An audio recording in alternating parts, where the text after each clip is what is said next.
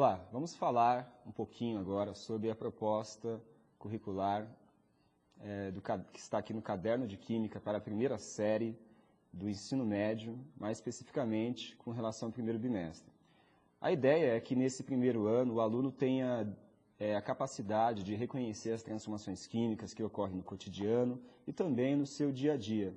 E que ele entenda como o conhecimento da química possibilita tanto você reconhecer as transformações, você prever e também controlar esses processos. No primeiro bimestre, o assunto transformação química vai se dar a partir da discussão de como a cal é produzida. Na situação de aprendizagem número 1, na página 10 do seu caderno, nós temos a proposição de um texto para iniciar essa discussão sobre as transformações químicas. Esse texto vai abordar alguns aspectos gerais da produção da cal. Uma dica para o professor que talvez facilite um pouco o trabalho dele neste momento e que serve também para os demais textos que vão aparecer ao longo dos nossos cadernos, é que o professor, se ele tiver dificuldade de providenciar cópias para os alunos, que ele possa fazer adaptações. Por exemplo, se ele tiver um retroprojetor na escola, ele pode utilizar o texto na forma de uma transparência. Ele pode contar as ideias principais do texto e elaborar um resumo na lousa com os principais tópicos. Ele pode passar de antemão as questões que vão ser discutidas do texto e depois da leitura os alunos responder essas questões. Então o professor vai precisar buscar meios para viabilizar a discussão das ideias contidas no texto em sala de aula. Isso porque essas ideias elas vão ser fundamentais para o desenvolvimento das outras situações de aprendizagem. Então, na segunda situação de aprendizagem, na página 14, nós temos um assunto que é interações e transformações. Esse assunto ele vai buscar desenvolver o conceito de transformação química a partir do conceito mais amplo de interação entre materiais e interação entre materiais e energia. Essa segunda situação de aprendizagem ela é dividida em duas partes. Na primeira parte, os alunos eles vão ser levados a compreender que as transformações químicas elas podem ser percebidas através de evidências, que são sinais perceptíveis através da visão, através do cheiro. Quer dizer, as propriedades organolépticas dos materiais podem ser indícios de que está ocorrendo uma interação entre os materiais ou entre materiais e energia, que isso está gerando algum tipo de transformação, que pode ser química. Esse assunto vai ser ampliado na situação de aprendizagem número 5. Né? Na segunda parte dessa situação de aprendizagem, os alunos eles vão estudar também, de uma forma um pouco mais interativa, espera-se, né? Que é a questão do reconhecimento das transformações químicas a partir desses sinais. É proposto nesse caderno que o professor desenvolva uma atividade experimental com os alunos nesse momento. A atividade experimental tem um papel muito importante dentro da química, não como alguns pensam, de confirmar certos conceitos científicos, mas de possibilitar um momento ali de reflexão sobre fenômenos. São propostos aqui, neste caderno, diversos experimentos simples que podem ser feitos, se o professor tiver material suficiente, pelos alunos, ou pode ser feito de forma demonstrativa.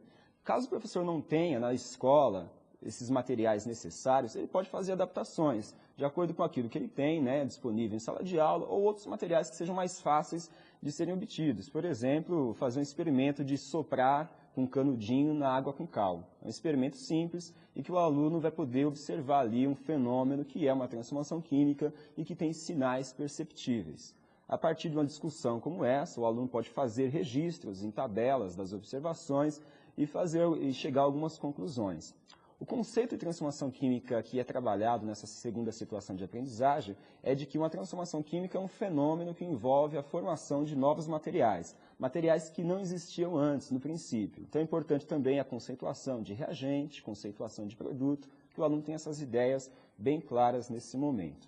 Na página 24, nós temos a proposta de uma terceira situação de aprendizagem, que vai buscar ampliar um pouco mais o entendimento dos alunos sobre as transformações químicas. Nós já discutimos a conceituação, a existência de sinais perceptíveis, de evidências nas transformações, e agora se propõe que sejam discutidos alguns aspectos das transformações químicas, que são a possibilidade de um material liberar energia ou absorver energia durante a transformação química, quer dizer, o aspecto energético, e aí cabe ressaltar nesse momento que o objetivo não é esgotar o conteúdo de termoquímica já nas aulas iniciais no primeiro bimestre. É apenas que o aluno tenha uma visão geral de que existem fenômenos endotérmicos, exotérmicos, quer dizer, fenômenos que absorvem, consomem calor, fenômenos que produzem calor.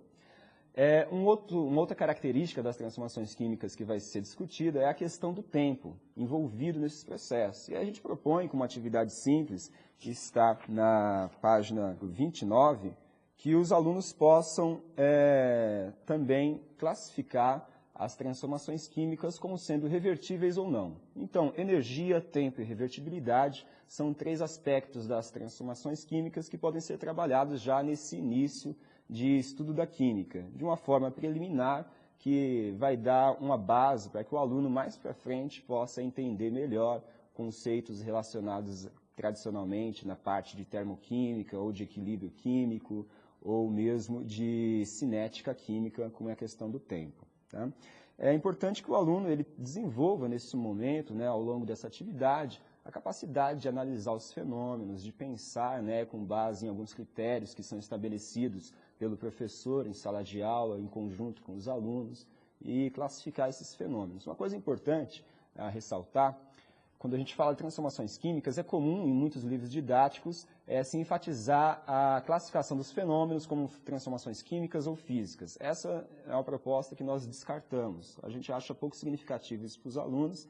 E também uma outra questão é classificar os vários tipos de transformações químicas, dupla troca, simples troca. Esse tipo de raciocínio contribui muito pouco para o desenvolvimento do conceito de transformação e também para a continuidade dos estudos. Nós temos uma proposta de uma 4ª situação de aprendizagem, que aí vai tratar de um outro contexto do sistema produtivo, 2 outros contextos, que são a produção de ferro e a produção de álcool. Neste momento, os alunos eles vão começar a aplicar essas ideias que eles viram nas 3 situações anteriores, dos aspectos gerais das transformações químicas, dentro da produção do ferro e da produção do álcool. Novamente, nós propomos aqui alguns textos, e nesses textos você pode notar, professor, que existem tanto nomes das substâncias envolvidas quanto as fórmulas. E aí é uma questão que vale a pena a gente parar um minutinho e questionar um pouquinho essa ideia. Talvez os professores se sintam um pouco desconfortável em tratar com fórmulas químicas, sendo que ainda não foram estudados os modelos atômicos. Mas, nesse momento, a ideia é que o aluno comece a se familiarizar com a linguagem simbólica própria da química. Então, um aluno, quando vê uma fórmula H2O, ele sabe que aquilo simboliza a substância água. Ele não sabe se o 2 é do H ou é do O, ele não tem uma compreensão, ele não estabelece uma relação entre a simbologia e o nível atômico molecular. Mas ele entende que o símbolo representa uma substância. É nesse sentido que a gente propõe que o professor comece a trabalhar também fórmulas químicas, no sentido de que as fórmulas elas representam as substâncias. Tá? Então, você vai perceber no texto sobre a fermentação alcoólica e no texto da produção de ferro que existem tanto os nomes quanto as fórmulas. As orientações com relação ao uso do texto, feitas lá na produção de cal, na situação de aprendizagem 1, são válidas também para essa situação de aprendizagem. Tá? Na página 33, nós temos aqui a proposta de uma 5ª situação de aprendizagem que tem o título Como reconhecer que houve uma transformação química quando não há evidências. Neste momento, cabe relembrar, retomar aquilo que foi discutido na 2ª situação de aprendizagem, onde os alunos viram que muitas transformações elas podem ser reconhecidas por evidências. Mas e quando não tem uma evidência que possibilite você definir se ocorreu ou não uma transformação química? Como que a gente faz? Como que o conhecimento químico possibilita a gente reconhecer se ocorreu uma transformação química ou não? Aí nós temos que recorrer, e é isso que tem que ter claro, o aluno tem que ter claro em mente, que existem outras formas de você reconhecer, que é através das propriedades específicas dos materiais. Então, essa questão que é proposta no título da situação de aprendizagem, no título da situação de aprendizagem número 5, ela vai servir como uma problematização para desenvolver essa parte que é tradicionalmente já trabalhada pelos professores, que são as propriedades específicas do material. Então, ponto de fusão ou temperatura de fusão, temperatura de ebulição, densidade, solubilidade, são algumas dessas propriedades que podem ser abordadas neste material. A gente tem aqui algumas propostas de atividades. Por exemplo, na página 35, na página 34 e 35, você tem uma proposta de atividade para a temperatura de ebulição. Então, existem duas formas que o professor pode realizar isso.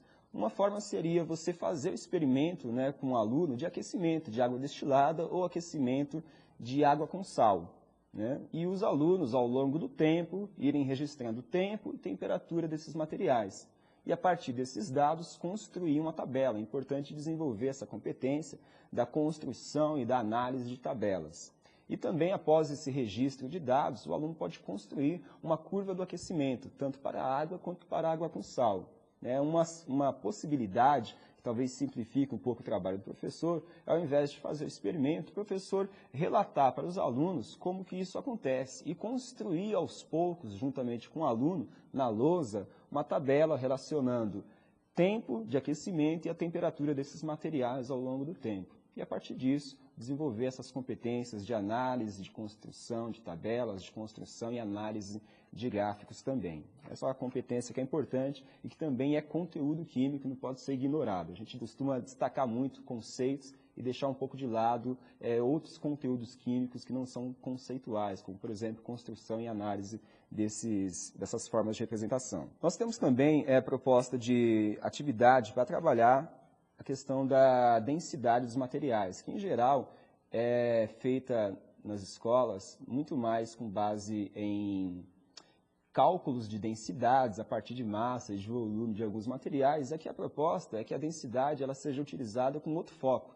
não de calcular simplesmente a densidade ou a massa ou o volume de um material, mas de se utilizar dessa propriedade para que você possa identificar os materiais. Então, existem uma série de atividades que podem ser desenvolvidas. A gente sugere aqui, e vale a pena ressaltar, uma simulação que existe no site LabVirt, que é um projeto da Escola do Futuro da USP, chamada A Sua Joia é Verdadeira. Nessa simulação, que pode ser rodada em qualquer computador da sua sala de informática, o aluno ele vai poder identificar se um material ele é de um certo metal ou de outro metal, né, um material que compõe uma joia. Ele vai poder controlar ali alguns parâmetros, por exemplo, a massa da joia, o volume de água dentro da proveta, onde ele vai medir o volume do material. Então, uma atividade fácil de ser realizada e que não tem a necessidade do laboratório, embora possa ser utilizado também. Nós propomos também uma sexta situação de aprendizagem, que nessa situação o aluno vai utilizar essas competências de identificar os materiais a partir das propriedades, que fala sobre a necessidade de separar misturas e a sua importância para o sistema produtivo. Então, foi discutido já a produção do álcool e a produção do ferro, e a ideia é que, neste momento, o aluno possa entender que separar os componentes que são produzidos através da destilação do álcool ou através da separação da escória do ferro fundido no alto forno, são processos que envolvem a aplicação de conceitos e de conhecimentos químicos. Tá? A ideia aqui é que o aluno possa ver, ao invés da forma que é trabalhada tradicionalmente, vários métodos de separação, ver a aplicação desses métodos em contextos reais do sistema produtivo. É claro que se o professor quiser utilizar o livro-texto dele como referência para todas essas formas de separação de misturas, também vai ser interessante e pode ser aplicado também. Bom, nós propomos questões para avaliação final. Essas questões buscam contemplar todos os conteúdos que foram trabalhados ao longo de todo o material e que podem ser adaptadas pelo professor ou mesmo o professor propor outras questões. Ao final do caderno é proposta também uma situação de recuperação. Nessa situação de recuperação, o aluno pode tanto revisar o que foi produzido por ele já até aqui, ou mesmo classificar outros fenômenos, como a gente apresenta uma tabela em que ele pode relatar alguns fenômenos que são transformações químicas do seu cotidiano e utilizar as classificações que nós já trabalhamos ao longo das 6 situações de aprendizagem. Bom, é isso, professor. Um abraço. Espero que o seu trabalho dê muito certo.